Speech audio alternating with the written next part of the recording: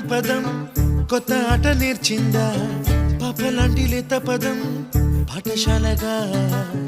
కూనలమ్మ జానపదం పల్లె దాటి వచ్చిందా చవళిల జానతనం పాట చూపగా కుంచెలో తాగే చిత్రాలు ఎదురొచ్చేలా అంతటా